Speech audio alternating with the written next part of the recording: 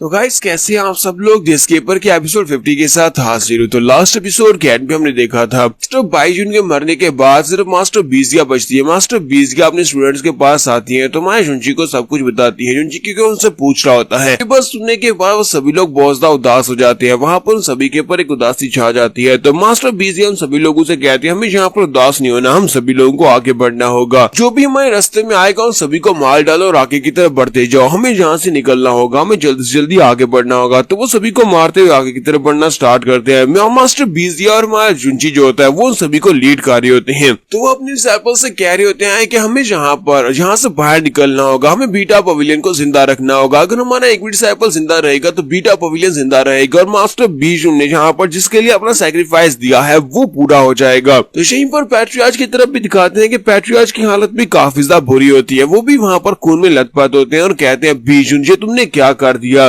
दोनों पैट्रियार्च जो कि बाकी के सेक्टर्स के होते हैं वो लोग कहते हैं कि ये कमीना तो यहाँ पर हार नहीं मारा। स्पेशली जो हिमालय फायर सेक्टर के एल्डर होते हैं वो मीटरडाइट सेक्टर के एल्डर से कहते हैं मैं चाहता हूँ कि तुम बाकी के बच्चों की तरफ जाओ। वो सभी लोग भाग कर जा रहे हैं। वहाँ पर एक एल्डर उनको लेकर वहाँ पर से निकलने की कोशिश कर रही है। मैं चाहता हूँ कि तुम जाकर उन सभी को मार डालो। मैं यहाँ पर पैट्रियार्च से निमटता हूँ, जहाँ पर पैट्रियार्च को मेरे पर छोड़ दो। मीटरडाइट सेक्टर का एल्डर जो होता है उसकी बात सुनने के बाद बहुत ज्यादा खुश हो जाता है और कहता है हाँ क्यों नहीं, ये तो बहुत अच्छी बात है, मैं भी जाता हूँ। क्योंकि मैं यही सोच रहा था कि मुझे यहाँ से किसी न किसी तरीके से निकलना होगा। ऐसा ना हो कि लॉर्ड बीजुन की तरह ये भी यहाँ पर अपनी बॉडी को सेल्फ डिस्ट्रैक्ट कर दे। अगर इसने अपनी बॉडी को सेल्फ डिस्ट्रैक्ट किया तो फिर मैं तो मारा जाऊंगा। जैसे ही वहाँ पर से निकल कर जाने लगता है वो उसे कहता है तो फिर ठीक है मैं यहाँ से जा रहा हूँ, तुम यहीं पर रुको। लेकिन इसी के साथ ही पैट्रियार्च उसका पीछा करते हैं और कहते हैं तुम्हारी हिम्मत कैसी मेरे डिसाइपल्स के पीछे जाने की, मैं तुम्हें बिल्कुल भी वहाँ पर नहीं जाने दूंगा। इसी के साथ ही मीटरडाइट सेक्टर का जो एल्डर होता है वो बहुत ज्यादा घबरा जाता है और कहता है ये क्या, ये मेरे पीछे क्यों आ रहा, मुझसे दूर हो, मेरी तरफ मत आओ। साथ ही वो हिमालय फायर सेक्टर के एल्डर से कहता है हिमालय फायर सेक्टर के एल्डर मेरी मदद करो। जबकि हिमालय फायर सेक्टर के एल्डर से कहते हैं बेवकूफ। और साथ ही वो सोच रहे होते हैं इस बंदे के साथ यानी कि पैट्रियार्च के साथ पिछले कई लंबे अरसे से फाइट कर रहे हो। मैं बहुत अच्छी तरह से जानता हूँ कि इसे अपनी जान की फिक्र बिल्कुल भी नहीं है। अगर फिक्र है तो अपने बीटा पवेलियन के डिसाइपल्स की फिक्र है। और जब मैंने यहाँ पर इसे कहा मीटरडाइट सेक्टर के एल्डर से कि जाओ जाकर डिसाइपल्स को मार डालो, तो इसका मतलब ये था कि ये इसी के पीछे आएगा और मैं यहाँ पर बच जाऊंगा। हिमालय फायर सेक्टर का एल्डर यहाँ पर बहुत ज्यादा खुश हो जाता है और कहता है कि अब जब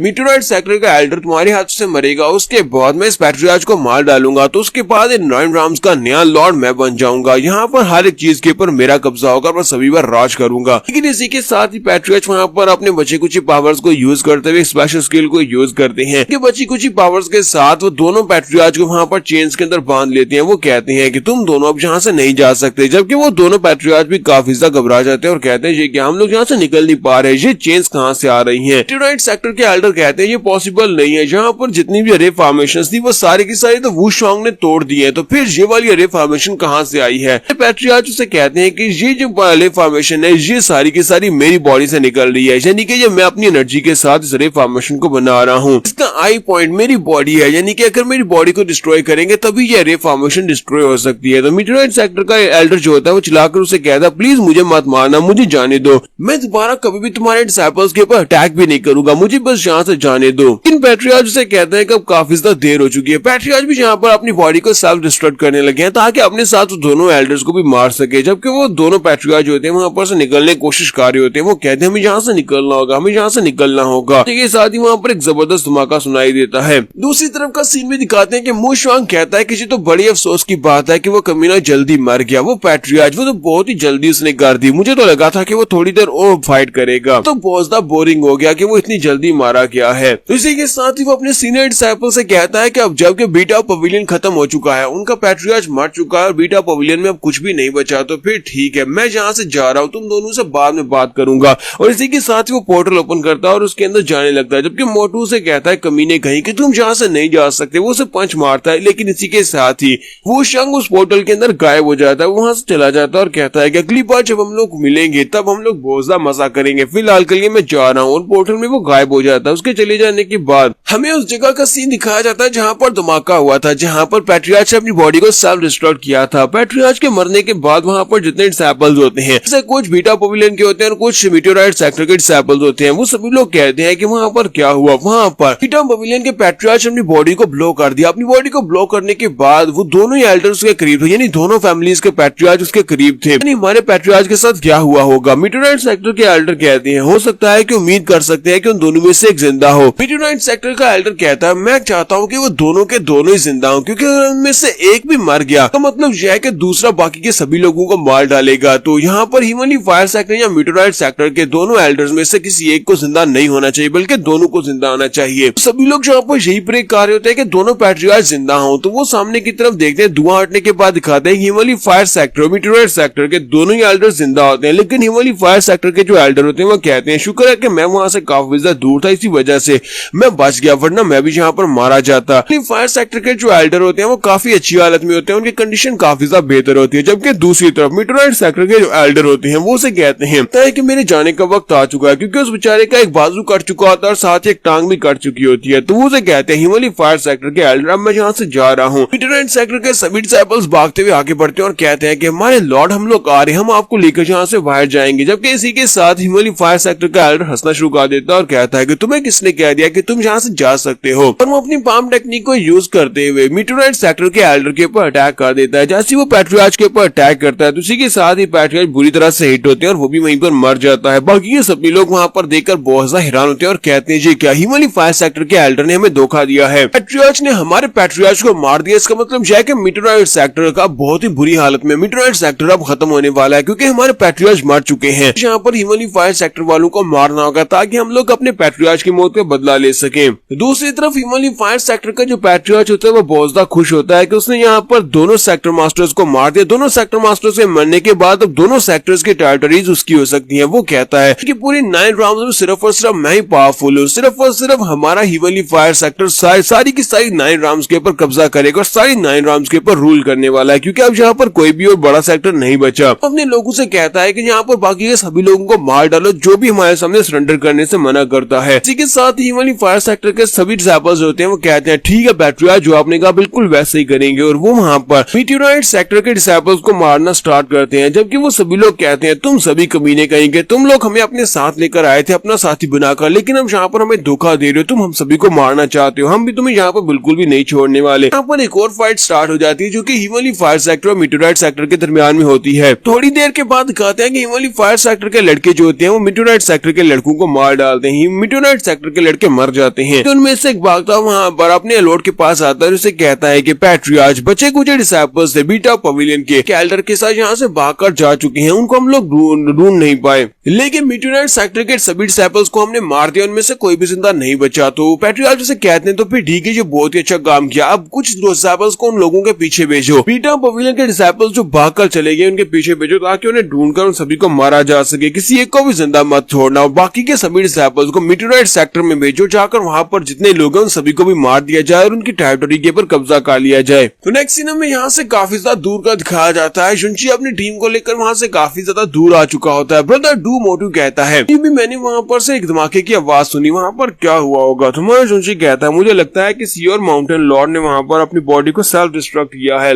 हो सकता है कि उनमें से काफी सारे वहां पर मारे गए हों, और हो सकता है कि दोनों पैट्रियार्च में से कोई एक मारा गया हो। इसी वजह से अब हम लोग यहाँ पर थोड़ी शांति से आगे बढ़ सकते हैं। तो सिंह आगे बढ़ते हैं, मैं जुनची से कहती है जुनची आप बताओ कि आगे का प्लान क्या है, अब हम लोग आगे क्या करेंगे? क्योंकि अगर वहां पर ह्यूमनली फायर सेक्टर के लोग जिंदा है तो हमारे पीछे कुछ लोगों को जरूर भेजेंगे ताकि हमें पकड़ा जा सके। बूफेन कहता है कि हमें उन लोगों से अभी निपटना होगा, क्योंकि अगर उन लोगों ने हमें यहाँ पर देख लिया और वापस जाकर बता दिया तो फिर वो रीइंफोर्समेंट्स लेकर यहाँ पर आएंगे और उसके बाद हम लोग उनसे निपट नहीं पाएंगे। तो यहाँ पर हम लोग अपनी एपिसोड 50 का एंड करेंगे। एपिसोड की एक्सप्लेनेशन अच्छी लगी हो तो कमेंट करके जरूर बताइएगा। चैनल को सब्सक्राइब कर दे, वीडियो को लाइक और शेयर कर दे। शुक्रिया।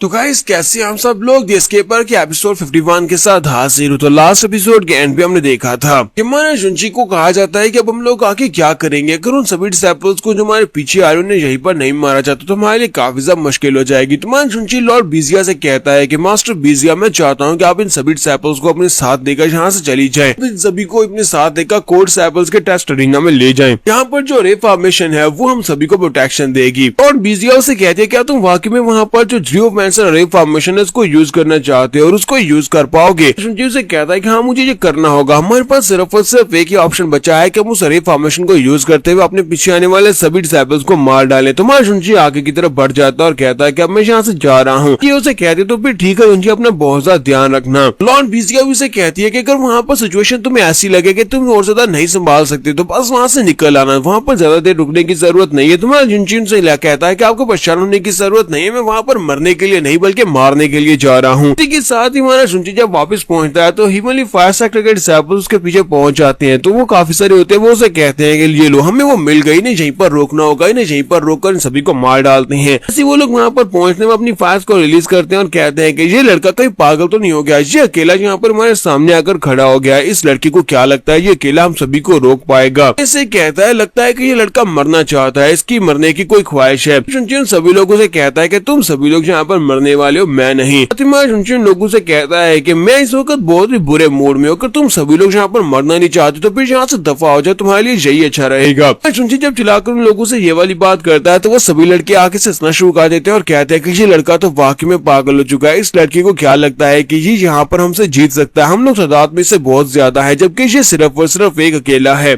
शुनची वहीं पर खड़े खड़े अपनी पियरलेस फिंगर टेक्निक को यूज करता है और कहता है कि अब तुम सभी लोग यहाँ पर मरोगे। उन सभी के ऊपर वो अटैक कर देता है।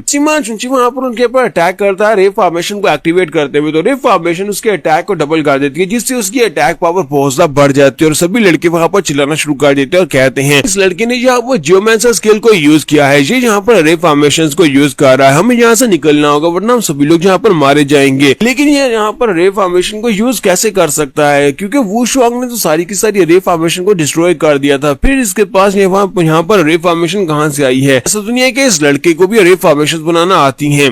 उन लोगों से कहता है कभी तो बस यहाँ पर शुरुआत है, वो उन सभी को मार देता है, वहाँ पर जितने लड़के होते हैं वो सारे के सारे जलकर मर जाते हैं। शुनची कहता है कि अभी का बाद में मैं बहुत ही जल्दी जब स्ट्रॉन्ग बन जाऊंगा तो बाद में तुम्हारे हिमालय फायर सेक्टर में जरूर आऊंगा और तुम्हारे हिमालय फायर सेक्टर को यहाँ पर खून का बदला खून से चुकाना होगा, सभी एल्डर्स को मरना होगा। वहाँ पर जो लड़के चल रहे होते हैं उनमें से एक कहता है मुझे लगता है कि हिमालय फायर सेक्टर के लिए सबसे बड़ी रुकावट यही लड़का बनेगा, हमारे 9 राम्स के ऊपर कब्जा करने का ख्वाब ही रहने वाला है, लड़का कभी भी ऐसा नहीं होने देगा। किस्मत तो बहुत ज्यादा बुरी थी जो आप लोग जहाँ पर आए इसका पीछा करते हुए जहाँ पर इसके हाथ से मारे गए। सीन में शेल्टर का दिखाया जाता है जहाँ पर हमारे शुनची के दोस्त जो होते हैं वो शेल्टर ले रहे होते हैं, वहाँ पर जो लोग जख्मी होते हैं वो उन सभी लोगों को वहाँ पर हील कर रहे होते हैं। तुम्हारा शुनची भी वहाँ पर झाड़ियों के अंदर से बाहर निकलता है और उनसे कहता है कि मैं वापस आ गया। शिंजी भागती हुई आगे बढ़ती है, उसका हाथ पकड़ती है और उसे कहती है कि शुनची क्या तुम ठीक हो, तो तुम्हें कुछ चोट तो नहीं लगी। शुनची उसे कहता है मैं बिल्कुल ठीक हूँ, तुम्हें परेशान होने की जरूरत नहीं है, मैंने सभी के सभी दुश्मन को मार दिया, फिलहाल के लिए हम लोग यहाँ पर सेफ हैं।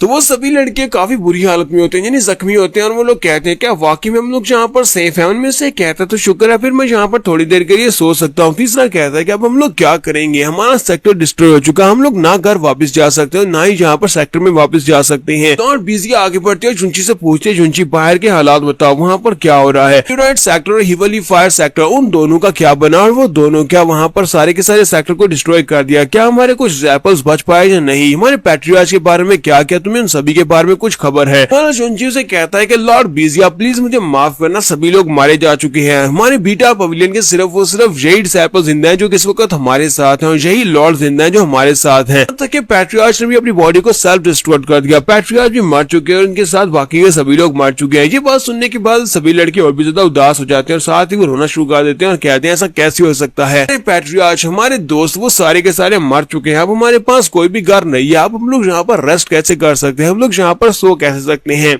हम लोग उस वू शुआंग को बिल्कुल भी नहीं छोड़ेंगे, उस वू शुआंग से हमें बदला लेना होगा। वू शुआंग ने हमारे साथ ये सब कुछ किया है, वू शुआंग ने हमारे लोगों की जान ली है, उसने दोनों सेक्टर्स को अपने साथ लेकर आया था। अब जबकि हमारे सिर्फ कुछ ही लोग यहाँ पर बचे हैं, क्या इतने सारे लोगों के साथ हम लोग बीटा पवेलियन को दोबारा से बना सकते हैं, कहीं हमारा बीटा पवेलियन हमेशा के लिए खत्म तो नहीं हो जाएगा। शुनची सभी की बात सुनने के बाद चिल्लाकर उन सभी से कहता है कि बीटा पवेलियन कभी भी खत्म नहीं होगा, बीटा पवेलियन हमेशा जिंदा रहेगा, चाहे हमारे सारे डिसेबल्स मारे क्यों न जाए, सिर्फ एक डिसाइपल्स के साथ भी हम लोग अपनी बीटा पवेलियन को दोबारा से ग्रोथ करवा सकते हैं। साथ ही हमारा शुंची चिढ़ाकर सभी लोगों से कहता है कि हमें भी बदला लेना है प्रोवर्ब सेक्टर से, जेट फायर सेक्टर से, मेटेरोइड सेक्टर से। वो सभी लोग हमारे हाथों से मरेंगे। एक्चुअली मो वुशवांग वो सभी लोग हमारे हाथों से मरने वाले हैं, क्योंकि हम लोग यहाँ पर अपने लॉर्ड्स का बदला लेने के लिए इन सभी से बदला लेंगे। लॉर्ड बीजिया भी वहाँ पर रो रही होती है, लेकिन वो उन सभी लोगों से कहती है अपनी बकवास बंद करो, तुम में से कोई भी यहाँ पर बदला लेने के बारे में नहीं बात करेगा। वो शुंची से कहती है कोई भी यहाँ पर रिवेंज के बारे में बात नहीं करेगा, क्योंकि अगर तुम लोग यहाँ पर बदला लेने के लिए निकलते हो तो इसका मतलब यह है कि तुम लोग सुसाइड करने के लिए निकल रहे हो।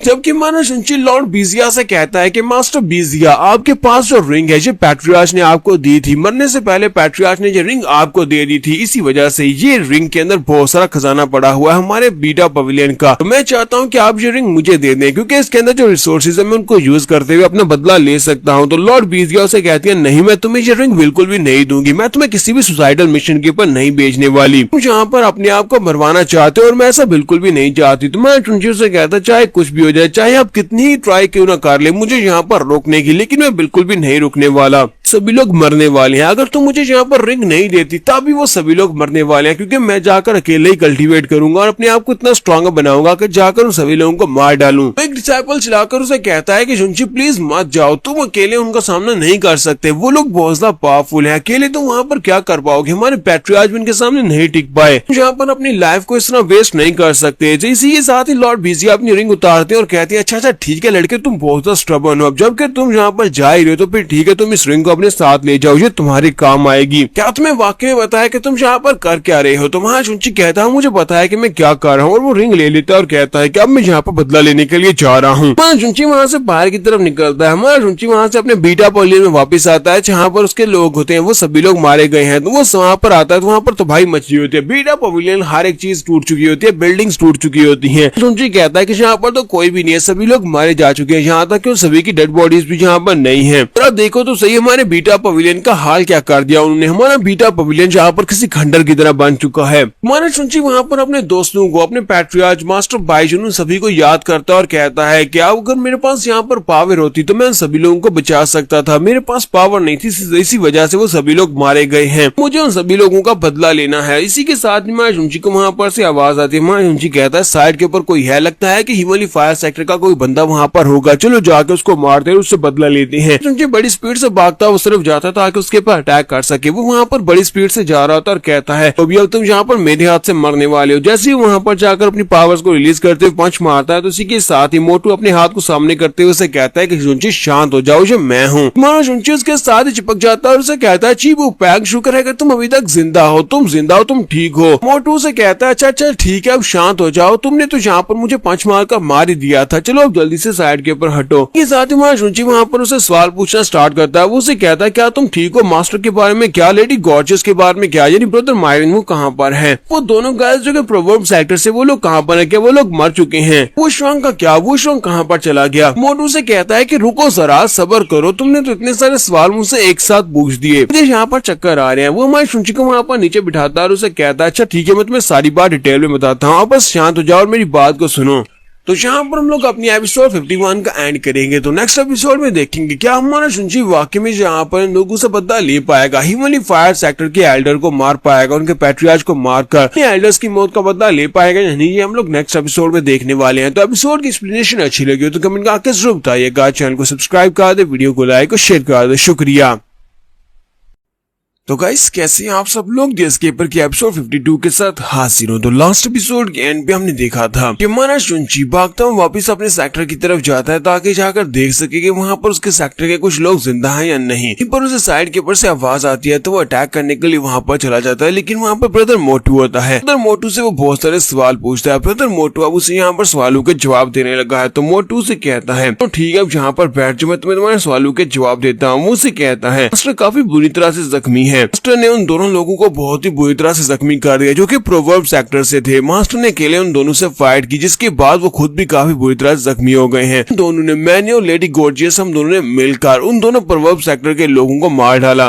तुम्हारा शुनचियो से पूछता है तो बताओ इस वक्त मास्टर कहाँ पर है। तो मोटू से कहता है कि लेडी गॉर्जियस मास्टर को अपने साथ लेकर कहीं रिट्रीट में चला गया है। वो ऐसी जगह के ऊपर चले गए हैं जहाँ पर कोई उन्हें ढूंढ ना सके। मास्टर की हालत काफी ज्यादा खराब है, तो इसी वजह से उन्हें वहां पर अब बैठकर अपने आप को कल्टीवेट करवाना होगा ताकि वो अपने आप को हील करवा सके।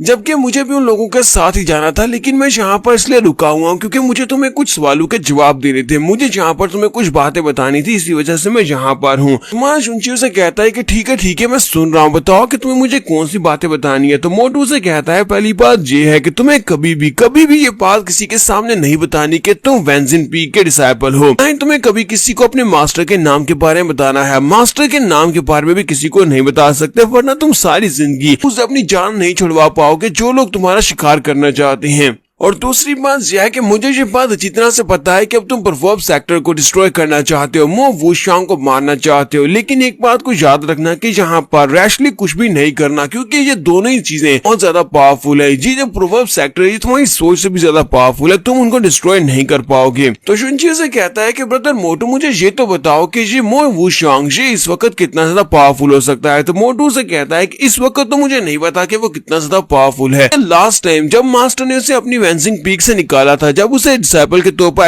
एक्सपेल किया गया था, उस वक्त मो वुशांग इमॉर्टल राम में पहुंच चुका था। अगर वो इमॉर्टल लेवल में उस वक्त पहुंच चुका था, अब तो उसे मास्टर के पास से वो चीज भी मिल चुकी है। तो मुझे लगता है कि उसको हासिल करने के बाद वुशांग वो भी बहुत ज्यादा पावरफुल हो जाएगा। शुनचियो ये बातें सुनने के बाद सोच रहा था कि मैं तो भी सिर्फ और सिर्फ रिफाइंड लेवल में, मैं मो वुशांग तक पहुंचने के लिए यहाँ पर बहुत ज्यादा मेहनत करना पड़ेगी। मो वुशांग से फिलहाल के लिए तो मैं फाइट नहीं कर सकता, लेकिन फिलहाल के लिए बाकी के सेक्टर यानी कि हेवनली फायर सेक्टर और मीटेओराइट सेक्टर उन दोनों से तो निपटा जा सकता है। तो इसी के साथ ही मोटू से कहता है कि और आखिरी बात यह है कि मास्टर ने यहाँ पर तुम्हारे लिए एक वॉइस मैसेज भेजा है। वो वॉइस मैसेज बहुत ज्यादा खास है, तुम्हें ध्यान से सुनना होगा। तुम्हारा शुनचियो से कहता है हाँ ठीक है मैं सुन रहा हूँ, लेकिन कहाँ से सुनना है। इस वक्त मोटू अपने हाथ को सामने की तरफ करते हुए स्पिरिचुअल एनर्जी के साथ मास्टर का इम्प्रिंट बनाता है। तो जहाँ पर हमारा शुनचियो से कहता है ये तो मास्टर है। मास्टर हमारे शुनचियो से कहते हैं शुनचियो तुम्हें यहाँ पर जियोमैंसर स्किल्स को सीखना है, तो मैं तुम्हें जियोमैंसर स्किल्स के बारे में बताता हूँ कि तुम्हें यहाँ पर अर्थ की एनर्जी को अपने लिए हासिल करना होगा। उस सारी को गैदर करने के बाद उसको जब तुम फोर्स करते हो, बॉडी में ऐड करते हो, तभी तुम बहुत ज्यादा स्ट्रॉन्ग बन सकते हो। और तुम्हारी जो जियोमैंसर स्किल्स होते हैं यानी कि तुम्हारी रे फॉर्मेशंस बनाने के स्किल्स और ज्यादा स्ट्रॉन्गर होते हैं। जितनी ज्यादा एनर्जी को तुम यूज कर पाओगे उतना ज्यादा तुम स्ट्रॉन्गर बनोगे। जियोमैंसर स्किल्स की मदद से तुम यहाँ पर आसपास की एनर्जी को ऑब्जर्व करके अपने आप को स्ट्रॉन्गर बना सकते हो। तो यहाँ पर मैं शुनची को टिप दे रहे होते हैं कि कैसे वो जियोमैंसर स्किल्स को यूज करते हैं फॉर्मेशंस की मदद से आसपास की जो स्पिरिचुअल एनर्जी है उस सारी को अपनी बॉडी के अंदर ऑब्जर्व कर सकता है। शुनची मास्टर की बात सुनने के बाद कहता है कि ठीक है मास्टर मैं इसको ट्राई करके देखूंगा। उसके बाद मोटू से कहता है यानी चीबू पैंगो से कहता है कि मास्टर का मैसेज खत्म हुआ, ठीक है अब मैं भी यहाँ से जा रहा हूँ, तो चलो फिर ठीक है हम लोग अगली बार दोबारा मिलेंगे। शुनची से कहता है कि तुम जा कहाँ पा रहे हो। तो चीबू पैंगो से कहता है कि मुझे एक ऐसी जगह चाहिए जहाँ पर मैं जाकर छुप सकूं। यहाँ पर लोग हमारे पीछे लगे हुए हैं, प्रोवर्ब सेक्टर के लोग किसी वक्त भी यहाँ पर आ सकते हैं और हमारे पर दोबारा अटैक कर सकते हैं। तो फिलहाल के लिए मैं छुपने के लिए जा रहा हूँ।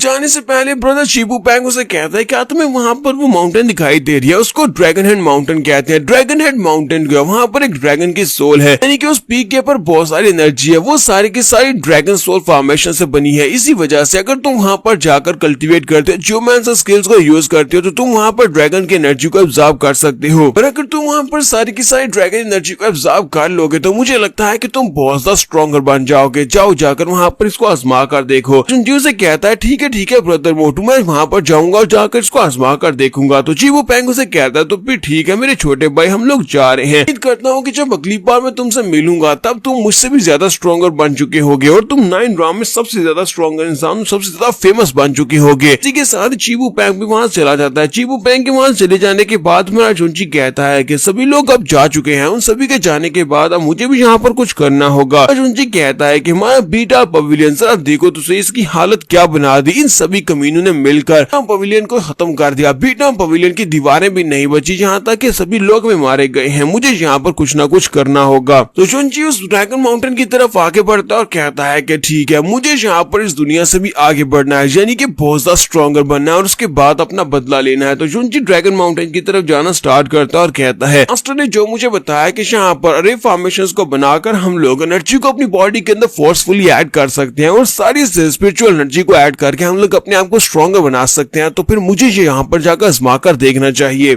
और साथ ही मास्टर ने कहा था कि उन्होंने जो इसे पेपर दिए थे उन पेपर्स के ऊपर ही जियोमैंसर स्किल लिखे हुए हैं और वो वाली टेक्निक भी लिखी हुई है जिसकी मदद से वो ज्यादा एनर्जी को एक्यूमुलेट कर सकता है। तो शुंची जाकर फिर से अपने पेपर्स को ढूंढता है और पेपर्स को उठाता है और कहता है जबकि मास्टर ने कहा था तो फिर इन पेपर्स के ऊपर कोई ना कोई सीक्रेट टेक्निक जरूर लिखी होगी, मुझे बस यहाँ पर इसको एनालाइज करना होगा। फिर साथ ही मां शुंची अपने पास से अपनी रिंग को एक्टिवेट करता है जो कि हमारे बीटा पवेलियन के पैट्रियार्च की होती है। तो उसके अंदर से वो बहुत सारी स्किल्स वाली बुक को बाहर निकालता है, उसके ऊपर बहुत सारे स्किल्स लिखे होते हैं, बहुत सारे स्क्रोल्स और बहुत सारे स्पिरिट जेम्स को बाहर निकालता है, यानी कि उस रिंग के अंदर बहुत सारा खजाना पड़ा होता है। वो सारी की सारी चीजों को बाहर निकाल लेता है और कहता है इन सभी चीजों को भी यहाँ पर एनालाइज कर सकता हूँ। इसके अंदर बहुत सारे एलिक्सर्स, बहुत सारे जेम्स पड़े हुए हैं जिनको एनर्जी में कन्वर्ट किया जा सकता है। शुंची कहता है कि तो मेरे लिए एक बहुत ही बड़े फॉर्चून की बात है कि यहाँ पर मेरे पास इतने सारे रिसोर्सेज है। इतने सारे रिसोर्सेज की मदद से मुझे लगता है कि मैं ड्रैगन माउंटेन के ऊपर जाकर ड्रैगन माउंटेन की एनर्जी को अपना बना सकता हूँ। तो शुंची कहता है कि हीमोनी फायर सेक्टर के लॉर्ड, बस जितना तुम्हें मजा करना है कर लो क्योंकि बहुत ही जल्दी तुम्हारा बाप तुम्हें मारने के लिए आ रहा है। शुंची कहता है कि मैं तुम्हें जरूर मार डालूंगा। और उसके बाद हमारा शुंची जो होता है फ्लाइंग ड्रैगन माउंटेन के करीब पहुंच जाता है। वहां पर पहुंचने के बाद वो कहता है कि मैं यहाँ तक पहुंच चुका हूँ, मुझे यहाँ पर महसूस हो रहा है कि यहाँ पर बहुत सारी एनर्जी है और जो स्पेल वेन है जो यहाँ पर छुपी हुई है वो भी मुझे महसूस हो रही है, जिसकी वजह से यहाँ पर ये बड़ा स्पिरिचुअल ड्रैगन बन रहा है वो स्पेल वेन्स की वजह से है। तो वो भी यहीं पर मुझे महसूस हो रहा है। तो हमारा शुंची उस माउंटेन के ऊपर चला जाता है, वहां पर जाकर अरे फॉर्मेशन बिछा देता है, अरे फॉर्मेशन बनाता है जिसकी मदद से वो आसपास की एनर्जी को गैदर करना स्टार्ट करता है और खुद उसके सेंटर में बैठ जाता है। सीना में तकरीबन 15 दिन के बाद का दिखाया जाता है। 15 दिन के बाद हमारे शुंची ने वहां पर काफी सारी एनर्जी को गैदर किया होता है। बहुत सारी एनर्जी को गैदर करने के बाद अब वक्त आ चुका है उस सारी एनर्जी को अपनी बॉडी में एब्जॉर्ब करने का। अब देखते हैं कि शुंची यहाँ पर इतनी सारी एनर्जी को एब्जॉर्ब कर पाएगा या नहीं। 15 दिन के बाद हमारे शुंची के जो दोस्त होते हैं वो लोग भी शुंची को ढूंढते हैं, वहां से बाहर निकलते हैं। तो वो बूफेन इसके साथ साथ मोटू और साथ में जिंगजी होती है, ये तीनों इसे ढूंढते हुए अपने बीटा पवेलियन में वापस आते हैं। जब वो लोग वहां पर पहुंचते हैं तो वहां पर तबाही मची होती है। ठीक है, सेक्टर के तो हर एक चीज टूट फूट चुकी है और वहां पर रुइंस होती है। तो वो लोग वहां पर पहुंचकर कहते हैं जहाँ तक के अरे जो बीटा पवेलियन की एंट्रेंस थी जो कि लेजेंडरी एंट्रेंस थी, हजारों साल से यहाँ पर थी, उसको भी तोड़ दिया गया है। तो मोटू से कहता है कि तुम यहाँ पर सभी बातों को साइड के ऊपर छोड़ दो, फिलहाल के लिए हमें यहाँ पर शुंची के बारे में सोचना चाहिए क्योंकि उससे बाहर निकले 15 दिन से भी ज्यादा हो गए हैं। अभी तक शुंची से हमें कोई भी न्यूज नहीं आई, पता नहीं वो सेफ भी होगा या नहीं, वो कहाँ पर होगा। जिंगजी कहती है मुझे नहीं लगता कि शुंची को मारना इतना ज्यादा आसान है, कोई भी शुंची को इतनी आसानी से बिल्कुल भी नहीं मार सकता। फिर साथ ही वो लोगों से कहती है चलो जल्दी से सामने चलकर उसे ढूंढते हैं, हो सकता है कि वो यहीं कहीं पर हो। फिर साथ ही उन्हें माउंटेन के ऊपर से जबरदस्त एनर्जी निकलती महसूस होती है, उन्हें बड़ा सा एक ड्रैगन दिखाई देता है। वो लोग कहते हैं ये तो फ्लाइंग ड्रैगन माउंटेन के ऊपर से एनर्जी निकल रही है, वहां पर है क्या। तो इसी के साथ जिंगजी भागती हुई आगे बढ़ती है और कहती है हमें चल के देखना चाहिए, तुम लोग भी मेरे साथ आ जाओ, हो सकता है कि वहां पर शुंची हो सकता है। सभी लोग भागते हुए जल्दी से उस माउंटेन की तरफ जाते हैं। तो यहाँ पर हम लोग अपनी एपिसोड 52 का एंड करेंगे। एपिसोड की एक्सप्लेनेशन अच्छी लगी हो तो कमेंट करके जरूर बताइएगा। चैनल को सब्सक्राइब कर दे, वीडियो को लाइक और शेयर कर दे। शुक्रिया। द एस्केपर के एपिसोड 53 के साथ हाजिर हो। तो लास्ट एपिसोड के एंड पे हमने देखा था कि शुंची को ढूंढने के लिए उसके दोस्त फ्लाइंग ड्रैगन माउंटेन के नीचे पहुंचते हैं, बीटा पवेलियन को वापस देखने के लिए आते हैं। तो वहां पर फ्लाइंग ड्रैगन माउंटेन के ऊपर से एनर्जी महसूस होती है, लिए भागते हुए उस तरफ जाते हैं। वोफेन कहता है कि फ्लाइंग ड्रैगन पीक के ऊपर से इतनी सारी एनर्जी कैसे निकल सकती है, लगता है कि वहां पर किसी ने रे फॉर्मेशन को यूज किया है, लेकिन इतनी सारी एनर्जी तो हमारे जो पैट्रियार्च थे वो भी इकट्ठी नहीं कर सकते थे। मोटू से कहता है हाँ ये तो वाकई में बहुत ज्यादा एनर्जी है, मुझे भी लगता है कि हमारे पैट्रियार्च ऐसा नहीं कर सकते थे, लेकिन क्या वाकई में शुंची हो सकता है। ये लोग जैसे भागते हुए माउंटेन के ऊपर पहुंचते हैं तो वहां पर एक बहुत ही बड़ी अरे फॉर्मेशन होती है। तो उसे देखने के बाद ये लोग कहते हैं तो पूरे के पूरे फ्लाइंग माउंटेन को ही उसने कवर किया हुआ है। ये जियोमैंसर स्किल्स किसी के बहुत ज्यादा महान जियोमैंसर स्किल्स लगते हैं। अगर तो ये शुंची है तो फिर तो ये बड़ी कमाल की बात होगी, क्योंकि शुंची वाकई में अगर ऐसा कर सकता है तो ये हमारे लिए बहुत ज्यादा अच्छी बात है, क्योंकि वो बहुत ज्यादा पावरफुल हो चुका है। तो इसी के साथ ही मोटू को वहां पर अंदर कुछ दिखाई देता है। मोटू कहता है कि वहां पर कोई तो है, लगता है कि वो शुंची ही है। तो इसी के साथ ही जिंगजी भागती हुई आगे बढ़ती है और कहती है क्या वो शुंची है। वो कहती है शुंची मैं आ रही हूँ, तुम अभी तक जिंदा हो, ये बहुत अच्छी बात है। क्योंकि बूफेन से कहता है कि जिंगजी प्लीज आगे मत जाओ, वो अरे फॉर्मेशन बहुत ज्यादा पावरफुल है, अगर तुम उसको टच करोगी तो फिर तुम जल जाओगे, इसलिए तुम्हें दूर रहना होगा। तो लगता है कि इस वक्त शुंची क्रिटिकल मोमेंट में है, यानी कि वो सारी एनर्जी को एब्जॉर्ब करने वाला है। अगर वो एनर्जी को एब्जॉर्ब कर पाया तो वो बहुत ज्यादा स्ट्रॉन्गर बन जाएगा और हम लोग यहाँ पर उसकी कल्टीवेशन को बीच में रोक नहीं सकते, उसे करने दो जो वो कर रहा है, हमें यहीं पर रुक कर उसे देखना चाहिए, उसे डिस्टर्ब नहीं करना चाहिए। तो जिंगजी कहती है ठीक है हम लोग यहीं पर रुकते हैं, और साथ ही वो सोच रही होती है जुनची प्लीज सेफ रहना। वो सभी लोग वहीं पर बैठ जाते हैं, जबकि मैं जुनची अंदर में रिफॉर्मेशन की एनर्जी को ऑब्जर्व करने की कोशिश कर रहा था। तो मैं जुनची कहता है कि मेरे पास जितने भी स्पिरिट जेम्स थे मैंने वो सारे के सारे यूज कर दिए, उन सभी को यूज करने के बाद मैंने फ्लाइंग ड्रैगन पीक के ऊपर रिफॉर्मेशन को क्रिएट किया ताकि यहाँ पर जितनी भी एनर्जी है वो सारी की सारी स्पिरिचुअल एनर्जी में ऑब्जर्व कर सकूं। वक्त आ चुका है कि सारी स्पिरिचुअल एनर्जी को ऑब्जर्व किया जाए, क्योंकि यहाँ पर जितनी एनर्जी है उस सारी की सारी को मुझे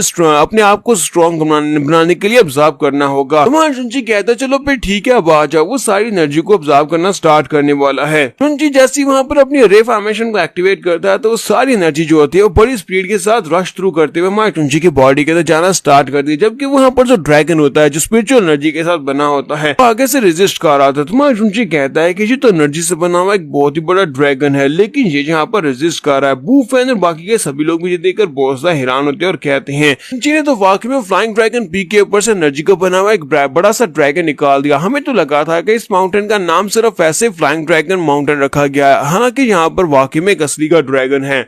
तो जुनची अपने पास से कुछ चेन्स बनाता है और उन चेन्स के साथ उस ड्रैगन को वहां पर ट्रैप करने की कोशिश करता है। वो उस ड्रैगन को चेन्स के साथ बांध लेता है और कहता है कि तुम यहाँ से जा नहीं सकते जब तक कि मैं तुम्हारी सारी एनर्जी को एब्जॉर्ब नहीं कर लेता। बूफेन कहता है कि ये बड़ा सा ड्रैगन जो कि एनर्जी के साथ कंडेंस हुआ है इस फ्लाइंग ड्रैगन माउंटेन पीक के ऊपर, क्या ही कहीं ये वाकई में ये लड़का इस सारे की सारी एनर्जी को अपनी बॉडी में एब्जॉर्ब तो नहीं करने वाला, ये वाकई में ऐसा कर पाएगा, कहीं ये पागल तो नहीं हो गया। मोटू से कहता है कि अगर इसने ऐसा कर दिया तो फिर ये बहुत ज्यादा पावरफुल होने वाला है, यहाँ तक कि ये जेट फायर सेक्टर के मास्टर को भी आसानी से मार पाएगा। तो बड़े से ड्रैगन को चेन्स के अंदर ट्रैप करने के बाद जुनची कहता है चलो जल्दी से आ जाओ, आज यहाँ पर मैं तुम्हारी सारी एनर्जी को ऑब्जर्व करूंगा या फिर तुम्हें यहाँ पर मेरे हाथों से डिस्ट्रॉय होना होगा। जुनची माउंटेन शॉक फिस्ट को यूज करते हुए एक जबरदस्त पंच मारता है तो माउंटेन के ऊपर एक बहुत ही पावरफुल धमाका होता है। वो धमाका इतना पावरफुल होता है कि दूर तक उसकी तरंगे जाती हैं और हमारे जो दोस्त होते हैं जुनची के वो सभी लोग वहां पर पीछे की तरफ गिरने लगते हैं। वो सभी लोग अपने आप को कवर कर रहे होते हैं और कहते हैं एनर्जी डिफेंस हमें क्रिएट करना होगा वरना हम लोग भी यहाँ पर इस एनर्जी के साथ जल जाएंगे, ये बहुत ज्यादा पावरफुल एनर्जी है। जुनची ने वहां पर उसको पंच मारने के बाद ड्रैगन को अपने करीब ला लिया होता है और उस ड्रैगन को अपनी बॉडी के अंदर ऑब्जर्व करना स्टार्ट करने लगा है। जुनची कहता है कि ये बहुत ज्यादा पावरफुल है, लगता नहीं है कि मैं इस ड्रैगन की एनर्जी को अपनी बॉडी में ऑब्जर्व कर पाऊंगा। इसी के साथ उसे जुनजीर अपने मास्टर्स वहां पर पैट्रियाज दिखाई देते हैं। वो कहता है कि नहीं मैं यहाँ पर हार नहीं मान सकता, यहाँ पर इस ड्रैगन की एनर्जी को अपना बनाना ही होगा। अगर मुझे इन सभी लोगों का बदला लेना है तो फिर मुझे ये करना होगा, मुझे यहाँ पर अपने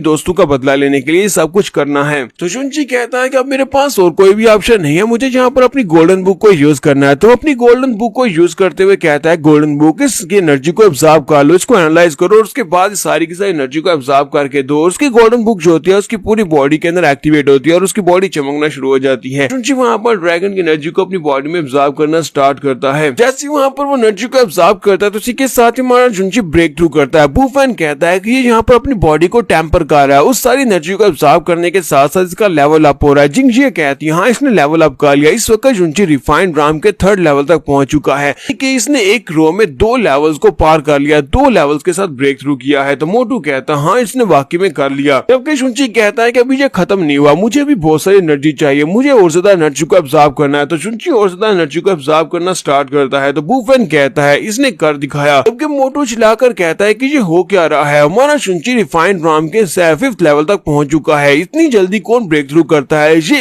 एक ही रो में यहाँ पर 4 लेवल्स को ब्रेक थ्रू कर चुका है। तो जिंगशियो से कहती है कि ये सब कुछ फ्लाइंग ड्रैगन माउंटेन की एनर्जी की वजह से हो रहा है, ये जितनी ज्यादा एनर्जी को ऑब्जर्व करेगा उतना ज्यादा ब्रेक थ्रू कंप्लीट करेगा, जितनी ज्यादा एनर्जी इसके पास होगी उतनी ज्यादा चांसेस है कि ये आगे अगले लेवल में पहुंच सके। तो इसी के साथ ही बूफेन उन लोगों से कहता है कि जब हम लोग रिफाइंड राम के 5th लेवल तक पहुंचते हैं वहां पर हमारे पास एक ऑप्शन आता है कि हम लोग यहाँ से डायरेक्टली डिवाइन सेस्ट्री राम में पहुंच सकते हैं, फिर हम लोग जहाँ पर से लेवल्स को आगे बढ़ाए यानी डिवाइन राम में आगे की तरफ बढ़े और उसके बाद 9th लेवल पर जाकर हम लोग डिवाइन सेस्ट्री राम में आगे बढ़े। दोनों में डिफरेंस ये होगा कि अगर हम लोग 5th लेवल से आगे बढ़ते हैं तो फिर हमारा डिवाइन सेस्ट्री लेवल इतना ज्यादा पावरफुल नहीं होगा, लेकिन अगर हम लोग 9th लेवल पर जाकर ब्रेक थ्रू करते हैं तो उसके बाद हमारा डिवाइन सेस्ट्री राम बहुत ज्यादा पावरफुल होता है। देखते हैं कि जुनची यहाँ पर क्या करने वाला है। तुम्हारा जुनची वहां पर ये चूज नहीं करता, हमारा जुनची वहां पर ब्रेक थ्रू करना चूज करता है, यानी कि वो लेवल्स को आगे बढ़ाना जाना चूज करता है तो हमारा शुंची वहाँ पर कहता है कि अभी काफी नहीं है, अभी मुझे और ज्यादा एनर्जी चाहिए, और वो और ज्यादा एनर्जी को ऑब्जर्व करना स्टार्ट करता है। तो मोटू कहता है शुंची इस वक्त रिफाइंड राम के 6 लेवल तक पहुंच चुका है, लेकिन क्या वाकई में यहाँ पर और ज्यादा ऐसा कर सकता है? जी यहाँ पर रिफाइंड लेवल को कंप्लीट करना चाहता है, जी 9th लेवल तक इसको कंप्लीट करना चाहता है और डिवाइन सेस्ट्री राम में पहुंचना चाहता है। तो बूफेन कहता है कहा जाता है कि रिफाइंड राम के 6 लेवल तक पहुंचने वाला बंदा जीनियस होता है, कि यहाँ पर और ज्यादा एनर्जी को अपनी बॉडी में ऑब्जर्व करता रहेगा तो मुझे लगता है कि ये अपनी बॉडी को एक्सप्लोर कर लेगा, तो इसे यहीं पर रोकना होगा। जबकि जिंगशी उन लोगों से कहते हैं कि तुम्हें ज्यादा परेशान होने की जरूरत नहीं है, शुंची की बॉडी बहुत ज्यादा स्पेशल है और मुझे लगता है कि शुंची यहाँ पर अपने आप को संभाल सकता है, वो यहाँ पर इस कैटास्ट्रोफी से अपने आप को निकाल सकता है। शुंची वहाँ पर फाइनल ब्रेक थ्रू करता है, जैसे वहाँ पर फाइनल ब्रेक थ्रू करता है तो उसी के साथ ही वो सभी लोग कहते हैं कि ये पॉसिबल नहीं है, इसने यहाँ पर 9th स्टेज पर ब्रेक थ्रू कर लिया। जी फाइनली रिफाइंड राम के 9th लेवल तक पहुंच चुका है, जबकि जिंगजी इस बात से काफी ज्यादा खुश होती है। तुम्हारा ब्रेक थ्रू करने के बाद कहता है कि मैं यहाँ पर रिफाइंड राम के 9th लेवल पर पहुंच चुका हूँ, मुझे लगता है कितना काफी रहेगा, चलो यहाँ से बाहर निकलने का वक्त है। तुम्हारा शुंची वहाँ से बाहर की तरफ निकलता है और कहता है कि मैंने यहाँ पर सारी एनर्जी को ऑब्जर्व कर लिया है, मुझे लगता है कि सारी एनर्जी को यहाँ पर गैदर होने में हजारों साल लगे होंगे, पिछले हजारों साल से यहाँ पर इतनी सारी माउंटेन एनर्जी इकट्ठी हुई होगी और मैंने सारी की सारी को एक झटके में ऑब्जर्व कर लिया। ये तो बड़ी अफसोस की बात है। यहाँ पर सारी एनर्जी को ऑब्जर्व करने के बाद रे फॉर्मेशन खत्म होती है, रे फॉर्मेशन के खत्म होने के बाद शुंची के दोस्त भागते हुए आगे बढ़ते हैं। मोटू से कहता है तुम वाकई में यहाँ पर 9th स्टेज तक पहुंच चुके हो। बूफेन से कहता है कि शुंची मुझे नहीं लगता कि अब हिमालय फायर सेक्टर का हेडमास्टर जो है पैट्रियार्च है वो भी तुम्हारा मुकाबला कर पाएगा। शुंची उन लोगों की तरफ देखता है और कहता है ये क्या, ये तो मेरे दोस्त हैं। उसी वक्त जिंगशी जो होती है वो सबसे पहले भागती हुई आगे बढ़ती है और जाकर शुंची के साथ चिपक जाती है। शुंची के पास जाती है और जाकर रोना शुरू कर देती है और कहती है कि मैं इस बात से बहुत ज्यादा खुश हूँ कि तुम ठीक हो। शुंची से कहता है कि ठीक है तुम्हें परेशान होने की जरूरत नहीं, हाँ मैं बिल्कुल ठीक हूँ। शुंची अपने दोस्तों से कहता है कि मैं इस वक्त रिफाइंड राम के 9th लेवल तक पहुंच चुका हूँ और यहाँ पर अगर तुम्हें सच्ची बताऊं तो रिफाइंड राम का कोई भी एक्सपर्ट अब मेरे सामने नहीं टिक सकता, जहाँ तक कि डिवाइन सेस्ट्री राम के कुछ एक्सपर्ट मेरे सामने नहीं टिक सकते। उनके अर्ली स्टेजेस में जितने भी लोग हैं मैं उन सभी लोगों को आसानी से हरा सकता हूँ, यानी कि हिमालय फायर सेक्टर का एल्डर जो है वो तो मेरे सामने बिल्कुल भी नहीं टिक पाएगा। बूफेन उसे कहता है तो शुंची मुझे ये बताओ कि तुम आगे क्या करने वाले हो। तुम्हारा शुंची उसे कहता है कि आगे मैं क्या करने वाला हूँ, जहाँ पर खून के बदले में खून लिया जाएगा। शुंची उसे कहता है कि तुम लोग वापस जाओ, जाकर लॉर्ड बीजिया को सारी बात बताना और तुम सभी लोग यहाँ पर रहो, यहीं पर तुम लोग सेफ रहोगे। शुंची उसे कहती है तुम्हें अपना बहुत ज्यादा ध्यान रखना होगा। तुम्हारा शुंची वापस उसके पास आता है और उसे कहता है कि हाँ मुझे अच्छी तरह से पता है कि मैं यहाँ पर इतनी आसानी से मार नहीं सकता, मुझे अभी अपना बदला लेना है। शुंची अपना चोगा पहनता और कहता है कि चलो फिर ठीक है, मैं यहाँ से जा रहा हूँ, मैं हिमालय फायर सेक्टर में जा रहा हूँ ताकि जाकर बदला लिया जा सके। तो शुंची कहता है कि हिमालय फायर सेक्टर मैं तुम्हारे लिए आ रहा हूँ। इन पर हम लोग अपनी एपिसोड 53 का एंड करेंगे। एपिसोड की एक्सप्लेनेशन अच्छी लगी हो तो कमेंट कर किस रूप बताइएगा, चैनल को सब्सक्राइब कर दे, वीडियो को लाइक और शेयर कर दे। शुक्रिया।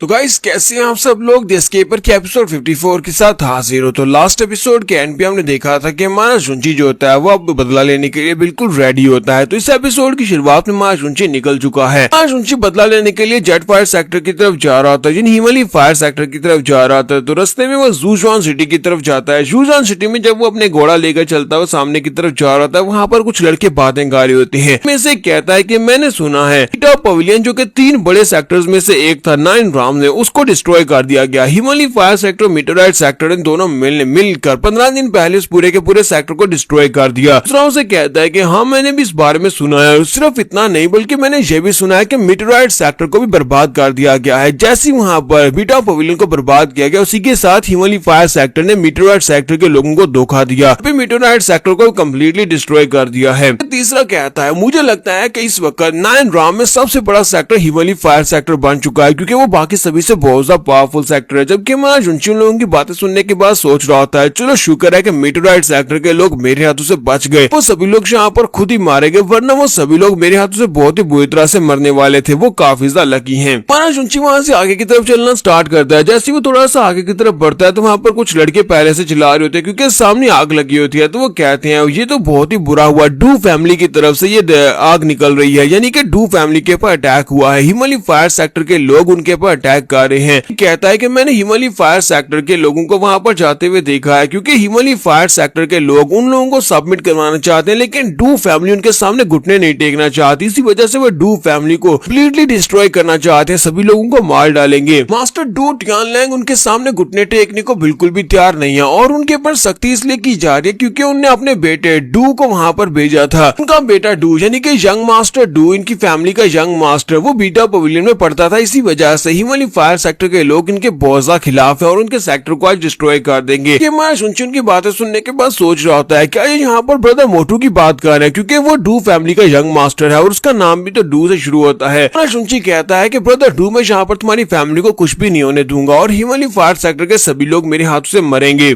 में डू फैमिली का दिखाया जाता है, डू फैमिली को आग लगा दी गई होती है। हिमालय फायर सेक्टर के लड़के जो होते हैं उनके ऊपर अटैक कर रहे होते हैं, डू फैमिली के बच्चों को वहां पर मार रहे होते हैं। फैमिली वालों की हिम्मत कैसे भी यहाँ पर हमारे हिमालय फायर सेक्टर के खिलाफ जाने की। तुम्हें बस इतना करना था कि हमारे सामने सबमिट करना था और अपने रिसोर्सेज हमारे हैंड ओवर करने थे और हमारे मास्टर को अपना मास्टर मानना था। लेकिन तुम लोगों की हिम्मत तो देखो कि तुमने जहाँ पर हमारे खिलाफ जाने का फैसला किया, तो अब जहाँ पर तुम्हारे पर बिल्कुल भी तरस नहीं खाया जाएगा। इस बार जो हिमालय फायर सेक्टर के लड़के यहाँ पर आए होते हैं, उनका कैप्टन जो होता है उसका नाम शी वैंकिंग होता है। तो शी वैंकिंग वहाँ पर सभी के पर अटैक करवा रहा होता है, तो वो सभी बच्चे वहाँ पर बेचारे रो रहे होते हैं। कुछ लोग वहाँ पर बहुत ही बुरी हालत में होते हैं और कह रहे होते हैं कि हिमालय फायर सेक्टर एक दिन हम तुम सभी लोगों को मार डालेंगे और तुमसे अपना बदला लेंगे। ताकि छोटे छोटे बच्चे जो होते हैं वो भी वहाँ पर मलबे के नीचे दबे रो रहे होते हैं। मास्टर डू जो कि हमारे यंग मास्टर डू मोटू के फादर हैं, तो उनके सामने खड़े होते हैं और उसे कहते हैं कि वैंकिंग, तुम यहाँ पर हमारी डू फैमिली को इस तरह डिस्ट्रॉय करके बिल्कुल भी नहीं जा सकते, तुम्हारे पास इतनी पावर नहीं है। तो शी वैंकिंग उसे कहता है कि ये बात वाकई में सच है कि तुम्हारी डू फैमिली इस सिटी की सबसे बड़ी और पावरफुल फैमिली है, लेकिन इस वक्त हमारा हिमालय फायर सेक्टर 9 राम में सबसे ज्यादा पावरफुल सेक्टर है। हमने बाकी के सभी सेक्टर्स को हरा दिया, तो उन सभी को हराने के बाद हमारा सेक्टर यहाँ पर सबसे ज्यादा पावरफुल सेक्टर है, तो तुम्हें यहाँ पर हमारे सामने घुटने टेकने पड़ेंगे। जो हमारे सामने घुटने नहीं टेकेगा वो मरेगा। डू टियानलैंग उनसे कहते हैं कि हम लोग यहाँ पर ऐसा बिल्कुल भी नहीं चाहते, हम लोग तुम्हारी तरह यहाँ पर वॉच डॉग्स बिल्कुल भी नहीं बन सकते। ब्रदर डू की वहाँ पर बहन भी होती है। ब्रदर डू की बहन डू मिंगजुई कहती है, इन सभी के सामने किसी बात को एक्सप्लेन करने की जरूरत नहीं है डैड, हम इन सभी लोगों को मार डालते हैं, इन सभी को मारना होगा और ब्रदर की मौत का बदला लेना होगा। इन सभी लोगों ने बीटा पवेलियन को डिस्ट्रॉय करके मेरे ब्रदर की जान ली है। चीफ वैंकिंग कहता, हाँ क्यों नहीं, तुम यहाँ पर आकर बदला ले सकते हो, हम बाकी सभी लोगों को मार डालेंगे लेकिन तुम्हें जिंदा रखेंगे क्योंकि तुम्हारे साथ तो मजे करने हैं। इसी के साथ ही वो अपना फ्लेम ब्लेड लेकर उसके ऊपर अटैक करने के लिए आगे बढ़ता है, तो वो यंग मिस डू के करीब पहुंच जाता है उसके ऊपर अटैक करने के लिए, जबकि फादर भी वहां पर चिल्लाते हुए आगे की तरफ बढ़ते हैं और कहते हैं मिंगजुई प्लीज वहां पर से हटो। लेकिन अब हटने का टाइम तो नहीं है, हटा नहीं जा सकता। इसी के साथ ही शी वैंकिंग जो अपनी तलवार को लेकर अटैक करता है और कहता है, तुम लोग यहाँ पर बातें तो बड़ी बड़ी कर रहे हो लेकिन तुम सभी लोग बहुत ज्यादा कमजोर हो। अब इस लड़की को ही देख लो, ये स्पिरिचुअल राम की एक्सपर्ट है और यहाँ पर हमारे जैसे फाइन राम के एक्सपर्ट के सामने किस तरह बातें करेगी, हमें रोक लेगी। जैसे उसकी तलवार जो होती है वो डू मिंगजुई के करीब पहुंचती है। इसी के साथ ही मा लिनफेंग वहां पर पहुंच जाता है, हमारा जुंची वहां पर पहुंच जाता है और उसके मुंह पर एक जबरदस्त किक मारता है। जुंची शी वैंकिंग को किक मार तो शी वैंकिंग उठता है, पीछे जाकर दीवार के साथ पटकता है। वहां पर पटकने के बाद उठता है और कहता है, कौन कमीना है जो हमारे बिजनेस में यहाँ पर अपनी टांग अड़ा रहा है। तुम्हें पता नहीं है कि हम लोग हिमालय फायर सेक्टर से यहाँ पर आए हैं, क्या तुम्हें हमारे यूनिफॉर्म्स देखकर पता नहीं चल रहा? तो हमारा जुंची वहां पर अपना चौका उतारता है और कहता है कि मैं बीटा पवेलियन से जुंची हूँ। जुंची वहां पर कहता है कि मैं बीटा पवेलियन से जुंची हूँ। तो ये देखने के बाद तो शी वैंकिंग बहुत ज्यादा घबरा जाता है। यंग मिस और उसके फादर भी यहाँ पर जुंची का नाम सुनने के बाद काफी हैरान होते हैं क्योंकि उन्होंने अपने बेटे से जुंची के बारे में बहुत कुछ सुन रखा होता है। तो इसी के साथ ही यंग मिस टू आगे बढ़ती है, हमारे जुंची से कहती है, जुंची ब्रदर जुंची, क्या तुम वाकई में वही ब्रदर जुंची हो जिसके बारे में मेरा ब्रदर मुझे बताता रहा है? उसने बहुत सारे लेटर्स में तुम्हारे बारे में लिखा, क्या तुम वही हो जो सिर्फ और सिर्फ लड़कियों की परवाह करता है, हर वक्त ठगपुना झाड़ता रहता है, जो हर वक्त लड़कियां बताने के बारे में सोचता रहता है और हर वक्त मजाक करता रहता है? तो जिंदगी में पता नहीं कभी फ्री भी हुआ है या नहीं। ये बताओ क्या मेरा ब्रदर अभी तक जिंदा है? तुम्हारा जुंची उसकी बातें सुनने के बाद सोच रहा था, नहीं तुम्हें अपने ब्रदर के बारे में परेशान होने की जरूरत नहीं है, तुम्हारा ब्रदर बिल्कुल ठीक है। और साथ ही अंदर से वो गुस्सा हो रहा था और कहता है, उस मोटू कमीने को देखो तो सही, उसने यहाँ पर अपनी फैमिली के सामने मेरी नेगेटिव बातें की हैं, एक बार मुझे उसे मिलने दो, उसके बाद मैं उसे अच्छी तरह से पीटने वाला हूँ। जबकि दूसरी तरफ से शी वैंकिंग जोर जोर से हंसना शुरू कर देता है और कहता है कि हम लोग तो यहाँ पर बहुत ज्यादा परेशान हो गए थे कि हम लोग तुम्हें मार नहीं पाएंगे, क्योंकि तुम्हें मारकर हमें बहुत सारा इनाम मिलने वाला है और तुम खुद से यहाँ पर हमारे सामने आ गए हो, तो हम तुम्हें पकड़ेंगे और तुम्हें मारने के बाद ले जाएंगे हिमालय फायर सेक्टर के मास्टर के पास, जहाँ पर हमें बहुत सारा इनाम मिलने वाला है। तो बाकी सभी लोगों से कहता है, लड़कों यहाँ पर बाकी किसी को भी मार मारने से ज्यादा इस लड़की को मारने का क्रेडिट मिलने वाला है। चलो जल्दी से आगे बढ़ो, इस लड़के को जिंदा पकड़ो या फिर मुर्दा पकड़ो, इसे लेकर चलते हैं और जाकर अपना इनाम लेते हैं। वो सभी लोग जो होते हैं वो हमारे शुनची के ऊपर अटैक करने के लिए आगे बढ़ते हैं और कहते हैं कि हम इसे मार डालेंगे और अपना जाकर रिवार्ड लेंगे। शुनची सभी लोग उसे कहता है कि तुम्हें यहाँ पर किसी को भी कोई रिवार्ड नहीं मिलने वाला, अगर मिलेगा तो सिर्फ और सिर्फ मौत मिलेगी। और शुनची भी उनके ऊपर अटैक करने के लिए आगे बढ़ता है। तो मास्टर डू से कहते हैं लड़के यहाँ पर बहुत सारे डिसेबल्स है, तुम इन सभी का मुकाबला अकेले नहीं कर पाओगे। और ऊपर से ये शी वैन किंग ये स्पिरिचुअल राम के टॉप पर पहुंच चुका है, बहुत ही जल्दी रिफाइंड लेवल पे पहुंचने वाला है। क्या तुम वाकई में इन सभी का मुकाबला कर सकते हो? बाकी के सभी डू फैमिली के मेंबर्स भी यही सोच रहे होते हैं, ये लड़का कुछ ज्यादा गुस्से वाला है, इसे लगता है कि ये अकेला इन सभी को मार सकता है। अगर यहाँ पर स्नीक अटैक की बात होती हो सकता था कि ये जीत सकता था, लेकिन अब यहाँ पर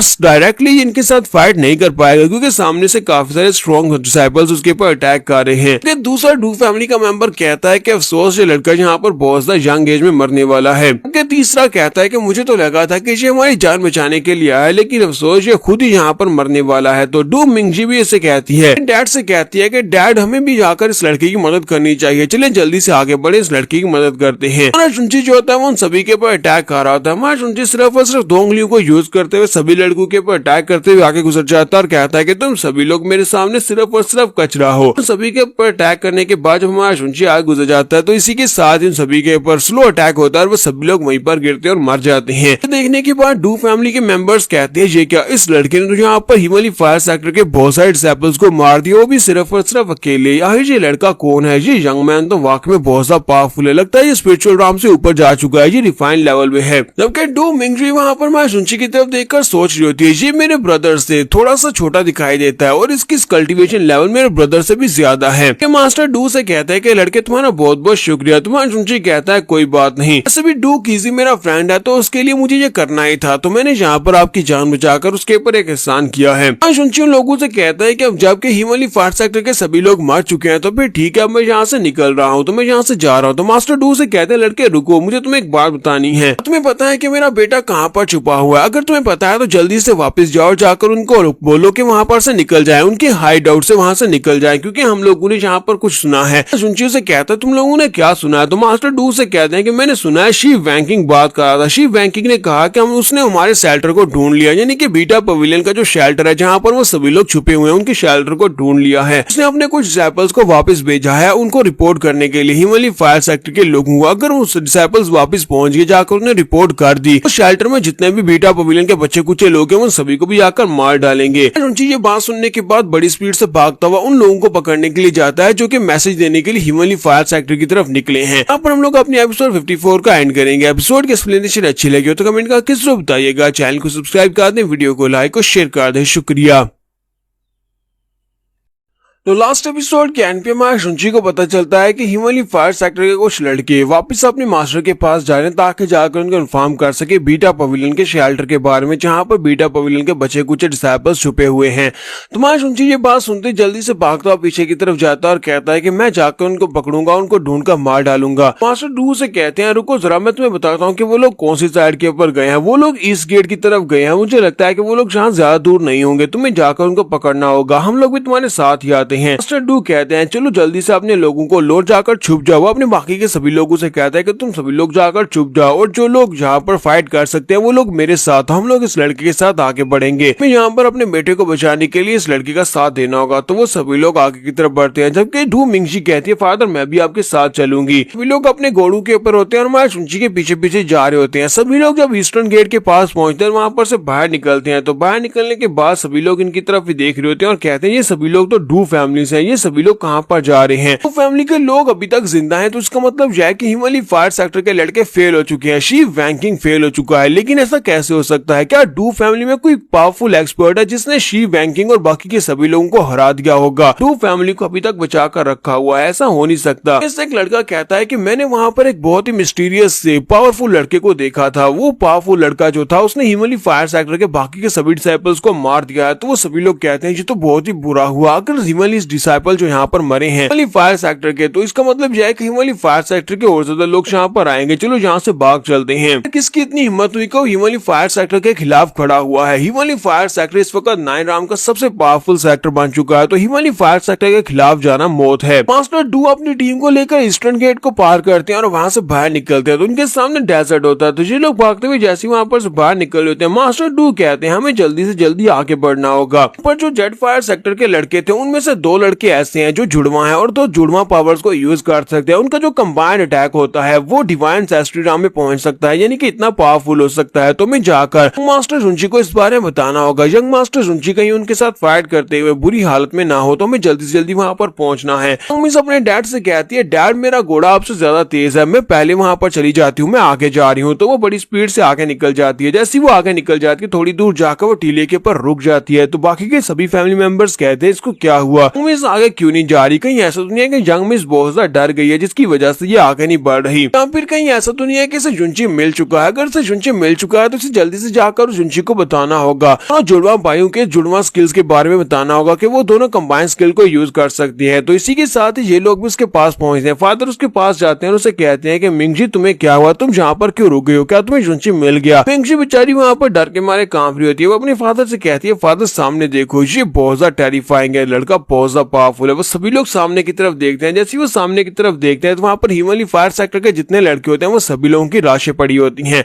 जुंची सभी के सेंटर में खड़ा होता है। जुंची ने सभी को मार दिया होता है, लेकिन वो दोनों जुड़वा अभी तक नहीं मरे होते। तो वो सभी लोग कहते हैं ये क्या, ये सभी लोग तो हिमालय फायर सेक्टर के वही लोग हैं जो कि मैसेज देने के लिए वापस जा रहे थे, ये सभी लोग तो मर चुके हैं। हिमालय फायर सेक्टर इतना ज्यादा कमजोर कैसे हो सकता है कि इस लड़के ने अकेले इन सभी लोगों को मार दिया। आज ये लड़का कितना ज्यादा पावरफुल है। मैं से कहता है कि जुंची के पाँव में जिस बंदे की डेड बॉडी पड़ी है वो इस वक्त रिफाइन राम के 3रे लेवल तक पहुंच चुका था, लेकिन जुंची ने बड़ी आसानी से उसको भी मार दिया। उनमें से एक कहता है लेकिन यहाँ पर वो दोनों जुड़वा नहीं है जो कि कंबाइंड स्किल को यूज कर सकते हैं, उनकी डेड बॉडीज कहाँ पर, लगता है कि वो अभी तक जिंदा है। तो इसी के साथ ही वो जुड़वा वहां पर से निकलते हैं। दोनों अपनी पावर्स को रिलीज करते हैं और कहते हैं डेविल ब्लेड अटैक। दोनों वहां पर एक स्पेशल स्किल को यूज कर रहे हैं और दोनों का कंबाइंड अटैक जो होता है जो डिवाइन एसेंशियल राम में पहुंचने वाला है। जब तो सभी लोग डू फैमिली के आगे बढ़ते हैं और कहते हैं कि हमें जाकर हमारे मास्टर को बताना होगा, हमारा सेवियर यानी कि यंग मास्टर जुंची को बचाना होगा, उसने हमारी जान बचाई है तो हम लोग जाकर उसकी जान बचाएंगे। वो दोनों जुड़वा जो होते हैं वो अपनी पावर्स को रिलीज करते हुए जुंची से कहते हैं कि तुमने इंतजार क्यों नहीं किया, हम लोग बहुत ही जल्दी तुम्हारे बीटा पवेलियन के शेल्टर में पहुंचने वाले थे और वहां पर तुम सभी लोगों को वैसे ही मारने वाले थे, लेकिन तुमने जहां पर हमें रास्ते में ब्लॉक कर दिया। इसका मतलब यह है कि अब तुम जहां पर पहले मरोगे तुम्हारे दोस्त बाद में मरेंगे। और दूसरा से कहता है कि क्या तुम्हें पता है कि हम लोग इस कल्टीवेशन मेथड को कब से कल्टीवेट कर रहे हैं, हम दोनों बचपन से इस ज्वाइंट कॉम्बैट स्किल को मास्टर कर रहे हैं और हम दोनों ने इसको बहुत ही अच्छे से पावरफुल किया हुआ है, यानी कि हम लोग इसको जब यूज करते हैं तो हम लोग डिवाइन एसेंशियल राम का एक पावरफुल अटैक क्रिएट कर सकते हैं। दोनों अपनी तलवारों के साथ कंबाइन अटैक को यूज करते हुए जुंची की तरफ आगे बढ़ते हैं, जबकि डू फैमिली के मास्टर जो होते हैं वो उसके सामने वहां पर आते हैं ताकि उसे बचा सके। जबकि मां जुंची उन लोगों से कहता है कि मुझे तुम सभी की जरूरत नहीं, और वो भी अपनी पावर्स को रिलीज करता है और कहता है कि तुम लोग डिवाइन एसेंशियल राम में हो। तो मैं यहाँ पर कब से ये चेक करना चाहता था क्या मैं डिवाइन रिफाइन राम के 9th लेवल पर पहुंचकर डिवाइन एसेंशियल राम के बंदे के साथ फाइट कर सकता हूँ या नहीं। तो आज यहाँ पर इस बात का भी अंदाजा हो जाएगा। तो मां जुंची भी वहां पर अपनी पावर्स को रिलीज करता है और उसके ऊपर माउंटेन शॉक फिस्ट के साथ अटैक करता है। मां जुंची का जो माउंटेन शॉक फिस्ट होता है वो काफी ज्यादा पावरफुल होता है। सामने की तरफ से वो दोनों ज्वाइंट अटैक को यूज कर रहे होते हैं जो कि डिवाइन एसेंशियल राम में पहुंचता है, जबकि मां जुंची का जो अटैक होता है ये उनसे लेवल तो इसका कम है लेकिन पावर ज्यादा है। वहां पर अटैक जब टकराता है तो वो दोनों लड़के भी काफी ज्यादा हैरान होते हैं और कहते हैं ऐसा पॉसिबल नहीं है, तुम अकेले यहाँ पर हमसे ज्यादा पावरफुल कैसे हो सकते हो क्योंकि तुम्हारी कल्टीवेशन लेवल तो हमसे लो है। वहां पर एक जबरदस्त धमाका होता है, इसी के साथ ही वो दोनों लड़के भी मर जाते हैं। हिमालय फायर सेक्टर के सभी लोगों को मार दिया जाता है। हमारा जुंची जब वहां पर अटैक करता है माउंटेन शॉक फिस्ट के साथ, उसके सामने एक बड़ी सी पहाड़ी होती है और वो भी वहां पर टुकड़े टुकड़े हो जाती है। ये देखकर मास्टर डू कहते हैं आज ये लड़का इतना ज्यादा पावरफुल कैसे हो सकता है। जुंची ने यहाँ पर सभी के सभी लोगों को एक ही अटैक में मार डाला। बाकी के सभी लोग भी यही बातें कर रहे होते हैं और कहते हैं कि हिमालय फायर सेक्टर के उन दोनों जुड़वा के अटैक में डिवाइन एसेंशियल लेवल की पावर थी, लेकिन जुंची ने फिर भी उन दोनों को मार दिया। जुंची वाकई में बहुत ज्यादा स्ट्रॉन्ग है। लगता है कि यहाँ पर बीटा पवेलियन दोबारा से राइज करने वाला है। बीटा पवेलियन के साथ साथ हिमालय फायर सेक्टर डिस्ट्रॉय हो जाएगा। डू मिंगजी यहाँ पर ये सोच रही होती है कि ये वाकई में एक असली का मर्द है और ऊपर से ये मेरे भाई से बहुत ज्यादा हैंडसम है। जुंची वहाँ पर उन लोगों को मारने के बाद कहता है जैसा मैंने सोचा था बिल्कुल वैसा ही हुआ है, यानी कि मेरी पावर लेवल्स में वो डिवाइन एसेंशियल राम के एक्सपर्ट्स का मुकाबला कर सकती हैं। मिस्टर डू आगे बढ़ते हैं जाके जुंची से कहते हैं यंग मास्टर तुम्हारा बहुत बहुत शुक्रिया, तुमने मेरी डू फैमिली की जान बचाई, ना सिर्फ डू फैमिली की बल्कि तुमने हमारे बेटे डू कीजी की भी जान बचाई है। उन सभी के बिहाफ पर मैं यहाँ पर तुम्हें थैंक यू बोलना चाहता हूँ। तुम्हारा जुंची कहता है कि तुम सभी लोगों को थैंक यू बोलने की जरूरत नहीं है। ऐसे भी यहाँ पर हिमालयन फायर सेक्टर के डिसेबल्स बहुत ज्यादा और चारों तरफ फैले हुए हैं। 9 ड्राम में कोई भी जगह सेफ नहीं है। बहुत ही जल्दी वो लोग डू कीजी तक पहुंच जाएंगे और उनके शेल्टर को ढूंढ लेंगे। मिस्टर डू से कहते तो फिर बताओ कि हमें यहाँ पर क्या करना चाहिए, आगे का काम क्या होगा, क्योंकि हिमालयन फायर सेक्टर के लोग बहुत ज्यादा खतरनाक है। बीटा पवेलियन को डिस्ट्रॉय करने के बाद अब उनके बच्चे कुछ जितने डिसेबल्स हम सभी को नहीं छोड़ने वाले। इसका मतलब यह है कि हमारा बेटा मरने वाला है। इस वक्त हिमालयन फायर सेक्टर जो है वो पूरी की पूरी 9 ड्राम में सबसे ज्यादा पावरफुल सेक्टर है, तो हम लोग उनका मुकाबला नहीं कर सकते, हम लोग उनको रोक भी नहीं सकते। मिंगशुई अपने फादर से कहती है, फादर क्यों ना हम लोग जाकर अपने ब्रदर डू कीजी को वहां पर से निकाले और बाकी के सभी लोगों को निकालकर यहाँ पर ले आए और उसके साथ बाद हम सभी लोग मिलकर यहाँ पर कोई नया प्लान बनाएंगे। किसी नए प्लान के साथ हम लोग आगे बढ़ सकते हैं। तो फादर उसे कहते हैं कि ऐसा हो नहीं सकता, हम लोग क्या प्लान बनाएंगे। तो हमारा शुनची लोगों से कहता है कि तुम सभी लोगों को यहाँ परेशान होने की जरूरत नहीं है। शुनची लोगों से कहता है कि यहाँ पर सिर्फ और सिर्फ एक ही हल है, मेरे पास सिर्फ और सिर्फ एक ही प्लान है और वो ये है कि मुझे हिमालयन फायर सेक्टर को डिस्ट्रॉय करना है। हिमालयन फायर सेक्टर को कम्प्लीटली डिस्ट्रॉय कर देते हैं और उसके बाद सब कुछ नॉर्मल हो जाएगा। सभी लोग चिल्लाकर उसे कहते हैं, क्या तुम अकेले हिमालयन फायर सेक्टर को डिस्ट्रॉय करना चाहते हो, कहीं तुम मजाक तो नहीं कर रहे। हिमालयन फायर सेक्टर जो बहुत ही पावरफुल सेक्टर है, यानी कि हिमालयन फायर सेक्टर इस वक्त 9 ड्राम में सबसे पावरफुल सेक्टर है। इस वक्त हिमालयन फायर सेक्टर जो मास्टर है वो डिवाइन एस्ट्री ड्राम में पहुंच चुके हैं। एक बहुत ही पावरफुल इंसान है, तुम अकेले जाकर वहां पर क्या ही कर पाओगे, तुम हिमालयन फायर सेक्टर को डिस्ट्रॉय नहीं कर सकते। मास्टर डूबी से कहते हैं, जुनची प्लीज शांत हो जाओ, शांत होकर सोचो। से कहती है, लड़के तुम यहाँ पर अपने आप को मरवा डालोगे। जबकि हमारा झुनझुन में इनसे एक घोड़े के ऊपर चढ़ जाता है और कहता है कि मुझे यहाँ से जाना होगा, मैंने ये डिसाइड कर लिया है, मुझे अपने लोगों का बदला लेने के लिए वहाँ पर जाना है। आज झुनची अपने पास एक टोकन निकालता और मिंगशुई को देता हुआ कहता है कि इस टोकन के जरिए से तुम लोग अपने ब्रदर तक पहुँच सकते हो। इस टोकन को लो जाकर उस जगह के ऊपर पहुंचो जहाँ पर तुम्हारा ब्रदर और बाकी के सभी लोग शेल्टर में छुपे हुए हैं। तभी से जाकर कहना कि वो लोग उस जगह से निकल जाए, किसी और जगह के ऊपर जाकर छुपे, मैं हिमालयन फायर सेक्टर को डिस्ट्रॉय करने के लिए जा रहा हूँ। तो मिंगशुई उसे रुकने का कहती है, लेकिन हमारा शुनची जो होता है अपने घोड़े को भगाता और कहता है, नहीं मैं रुक नहीं सकता, मुझे जाकर खून के बदले खून चाहिए, हिमालयन फायर सेक्टर आज ही डिस्ट्रॉय होगा। यहाँ पर हम लोग अपने एपिसोड 55 का एंड करेंगे। एपिसोड की एक्सप्लेनेशन अच्छी लगी हो तो कमेंट का किस रूप बताइएगा। चैनल को सब्सक्राइब कर दे, वीडियो को लाइक और शेयर कर दे। शुक्रिया।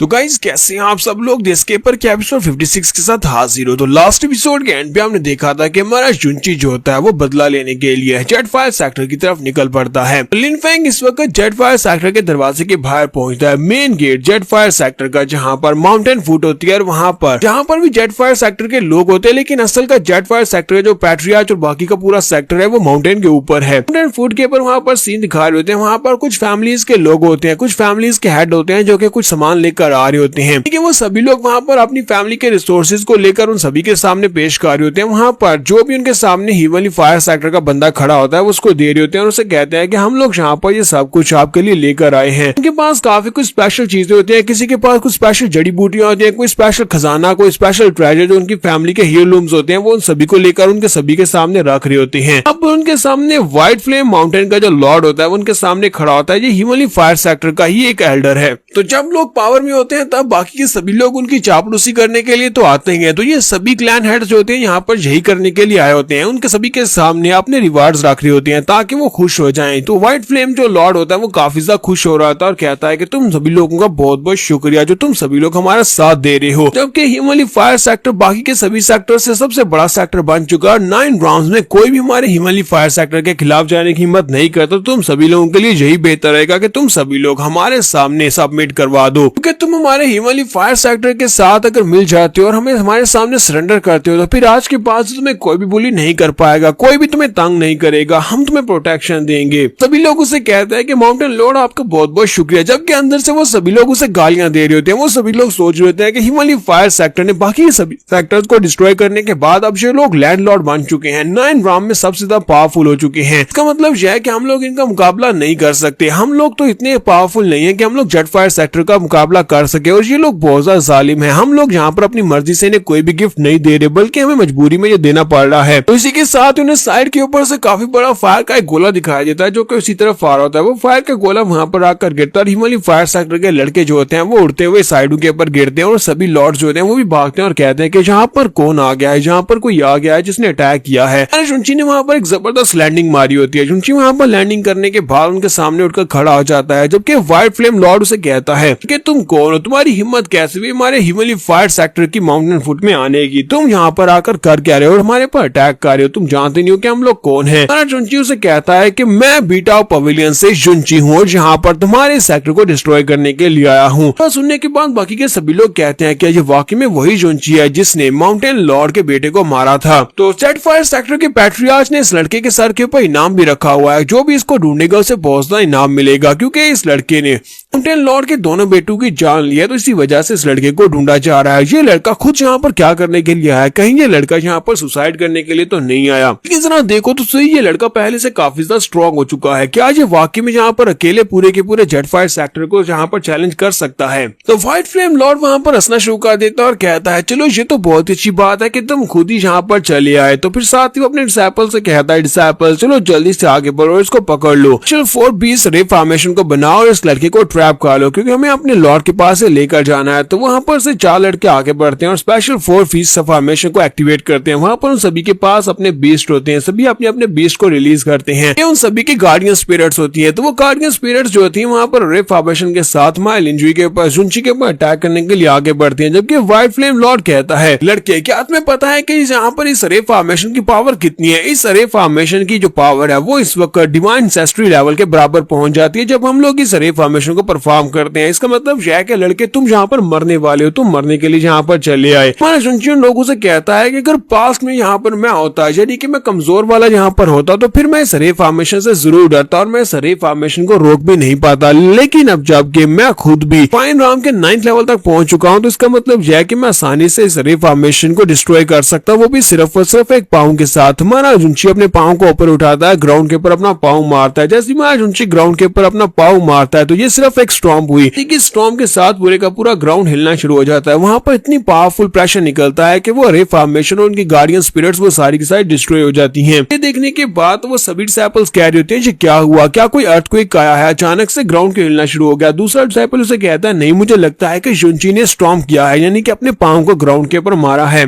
तो उसके बाद हमारा जुनची बड़ी स्पीड के साथ आगे बढ़ता है सभी के ऊपर अटैक करने के लिए और उन सभी के ऊपर अटैक कर रहा होता है। साथ ही उन सभी के रे फॉर्मेशंस को भी तोड़ देता है। सभी के रे फॉर्मेशंस जो होती हैं वो यहाँ पर बड़ी आसानी के साथ टूट जाती हैं। सभी के सभी गार्डियन स्पिरिट डिस्ट्रॉय हो जाती हैं और सभी लड़के जो होते हैं सारे के सारे ऊपर से नीचे की तरफ गिरते हैं, क्योंकि हमारा जुनची सभी के ऊपर अटैक कर रहा होता है। सभी के सभी डिसाइपल्स ऊपर से नीचे ग्राउंड के ऊपर गिरते हैं और बहुत ही बुरी तरह जख्मी हो जाते हैं, यहाँ फिर आधे मर जाते हैं। तो व्हाइट फ्लेम लॉर्ड भी इस बात से काफी ज्यादा घबरा जाता है और कहता है, यहाँ पर क्या हो रहा है, ये लड़का इतना स्ट्रॉन्ग कैसे है? क्योंकि सभी लॉर्ड्स वहां पर सोच रहे होते हैं जुनची ने यहाँ पर बड़ी आसानी के साथ बीस्ट रे फॉर्मेशन को तोड़ दिया, जो कि जेट फायर सेक्टर वालों की पावरफुल रे फॉर्मेशन थी। तानिया कि जुनची ने अभी तक अपनी फुल स्ट्रेंथ को यूज किया है, जुनची के पास अभी भी बहुत सारी स्ट्रेंथ बाकी होगी। क्या ये वाकई में यहाँ पर हिमालय फायर सेक्टर को हरा सकता है और इनको हराकर दोबारा से अपने बीटा पवेलियन को खड़ा कर सकता है? जबकि हमारा जुनची वहां पर सोच रहा होता है कि उस ड्रैगन माउंटेन के ऊपर से सारी की सारी एनर्जी को एब्जॉर्ब कर लेने के बाद अब ये वाली रे फॉर्मेशन, ये तो मेरे सामने कुछ भी नहीं है, ये तो बस छोटी मोटी रे फॉर्मेशन है। तो व्हाइट फ्लेम लॉर्ड जो होता है वो कहता है कि ये तो बहुत ही बुरा हुआ, अब मुझे यहाँ पर इसको रोकना होगा। लोगों से कहता है, चलो जल्दी से आगे बढ़ो, सभी लोग मिलकर इसके ऊपर अटैक करो। अब फॉर्मेशन बनाने की जरूरत नहीं है, डायरेक्टली अटैक करो। तो उसके पास बचे कुछ डिसाइपल्स जो होते हैं वो जल्दी से भागते हुए आगे बढ़ते हैं, अपनी तलवारें उठाते और डायरेक्टली अटैक करने लगे हैं। और साथ ही वो बातें भी कार्य होते हैं। एक उसे कहता है कि तुम्हारी हिम्मत कैसी हुई हमारे जेट फायर सेक्टर को चैलेंज करने की, आज तुम्हें मरना होगा। दूसरा उसे कहता है, जब हम लोग बीटा पवेलियन की रेजिस्टेंस को खत्म कर देंगे, अगर ये लड़का यहाँ पर मारा जाता है तो उसका मतलब यह है कि बीटा पवेलियन से दोबारा कभी भी कोई अपना सर नहीं उठाएगा। अभी जुनची के काफी करीब पहुंच जाता है, जबकि मां जुनची कहता है कि तुम सभी लोग सिर्फ और सिर्फ लूजर्स, और तुम्हें क्या लगता है कि तुम लोग यहाँ पर मुझे मार सकते हो? और मां जुनची वहां पर माउंटेन डिस्ट्रॉइंग ब्लेड को यूज करता है। जुनची ने वहां पर माउंटेन शॉक फिस्ट को थोड़ा सा चेंज करके उसको ब्लेड का नाम दे दिया। उसकी कोई वो सामने की तरफ एनर्जी को रिलीज करता है तो वो एनर्जी बहुत ज्यादा पावरफुल होती है और एक ब्लेड की तरह उसकी स्लैशेस निकलती हैं। सभी डिसाइपल्स पीछे की तरफ गिर जाते हैं। हमारे जुनची ने वहां पर एक और झटके में बहुत सारे डिसाइपल्स को मार दिया। देखने के बाद बाकी फैमिली लॉर्ड्स जो होते हैं वो सभी लोग काफी ज्यादा हैरान हो रहे होते हैं और कहते हैं, चलो जल्दी से हमें यहाँ से निकलना होगा, हम लोग यहाँ पर ज्यादा देर तक नहीं टिक सकते। ये लड़का बहुत ज्यादा स्ट्रॉन्गर हो चुका है। ये लड़का वाकई में स्ट्रॉन्गर हो चुका है, तो इसका मतलब यह है कि जेट फायर सेक्टर के पैट्रियार्च से आकर फाइट करने वाला है। अगर पैट्रियार्च ने हमें यहाँ पर देख लिया तो हम लोग मुफ्त में मारे जाएंगे। हम लोग यहाँ से निकल चलते हैं। सभी लोग वहाँ से भागना शुरू कर देते हैं और कहते हैं कि हमारा इस सबसे कोई भी ताल्लुक नहीं है, हमें शुंची से फाइट नहीं करनी, हम लोग यहाँ से जा रहे हैं। सभी लोग भागकर जा रहे होते हैं तो व्हाइट फ्लेम माउंटेन लॉर्ड जो होता है वो चिल्लाकर उनसे कहता है, तुम सभी कमीनों, थोड़ी देर पहले तुम सभी लोग मुझे गिफ्ट दे रहे थे, अब यहाँ पर तुम सभी लोग भागकर जा रहे हो, यहाँ पर और मेरा साथ दो। लेकिन कोई भी नहीं रुकता, वो सभी लोग भाग जाते हैं। व्हाइट फ्लेम लॉर्ड वहाँ पर अकेला होता है, हमारा शुंची अब उसके पीछे खड़ा होता है। व्हाइट फ्लेम लॉर्ड उसे कहता है, लगता है कि यहाँ पर कुछ बुरा होने वाला है। वो पीछे की तरफ देखता है तो शुंची उसके सामने खड़ा होता है। शुंची उसे कहता है, क्या तुम इस कंडीशन में हो कि तुम बाकी सभी लोगों से यहाँ पर बात कर सको या फिर उन सभी को यहाँ पर रोक कर रख सको? तुम्हें पहले अपने बारे में सोचना चाहिए कि तुम्हारे साथ क्या होने वाला है। हमारा शुंची जो होता है वो उसके ऊपर अटैक करने लगा है, जबकि व्हाइट फ्लेम माउंटेन लॉर्ड वो भी अपनी तलवार निकालता है और उसे कहता है कि मैं व्हाइट फ्लेम का माउंटेन लॉर्ड हूँ, तुम्हें क्या लगता है यहाँ पर तुमसे फाइट नहीं कर सकता या फिर मैं तुमसे डरता हूँ? मैं यहाँ पर इनफाइन राम के पीक पर पहुंच चुका हूँ,